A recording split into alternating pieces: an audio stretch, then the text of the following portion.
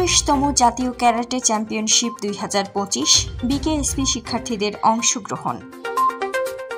শুনলেন সংবাদ শিরোনাম, এখন শফিকুল ইসলাম শামীম, গাজীপুর জেলা প্রতিনিধির রিপোর্ট। 29তম জাতীয় ক্যারাটে চ্যাম্পিয়নশিপ 2025 ঢাকার শহীদ সোহরাওয়ার্দী ইনডোর স্টেডিয়ামে অনুষ্ঠিত হয়েছে। এই খেলায় বিকেএসপি থেকে অংশ নিয়ে তৃতীয় স্থান অধিকার করেন ঢাকা বিকেএসপির খেলোয়াড়রা। আশিকুর রহমানের নেতৃত্বে বিকেএসপির 3 প্রতিনিধি দল অংশগ্রহণ করে তাইম হাওলাদার স্বর্ণপদক, ইয়াসিন ইসলাম নাহিদ তাম্রপদক লাভ করেন।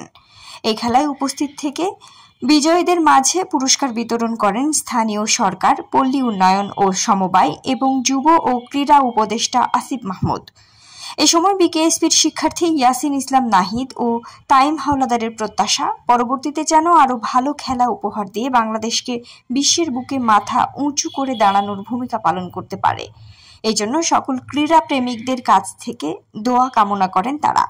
এ সময় ইয়াসিন ইসলাম নাহিদের বাবা জহিরুল ইসলাম সরকার বলেন, আমি আমার ছেলেকে একজন যোগ্য সন্তান হিসেবে গড়ে তুলতে চাই, যেন তার যোগ্যতা ও কর্মদক্ষতায় দেশ সমৃদ্ধি ও সারা জীবন মানুষের কল্যাণে কাজ করার ভূমিকা পালন করতে পারে। এজন্য তিনি ও তার সন্তানের উজ্জ্বল ভবিষ্যতের জন্য সবার দোয়া কামনা করেন।